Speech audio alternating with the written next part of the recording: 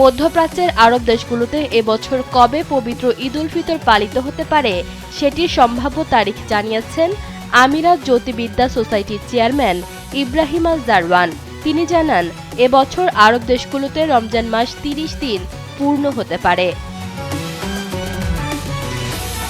ইব্রাহিম আল জারওয়ান বলেন, রমজানের ২৯তম দিনে আরবের আকাশে নতুন চাঁদ বা অর্ধচন্দ্র দেখা যাওয়ার সম্ভাবনা নেই। যেহেতু ২৯ তারিখ চাঁদ দেখা যাচ্ছে না, তাই রমজান মাস ৩০ দিন পূর্ণ হবে এবং তার পরের দিন অর্থাৎ ২০ মার্চ শুক্রবার শাওয়াল মাসের প্রথম দিন ঈদ উল ফিতর পালিত হবে।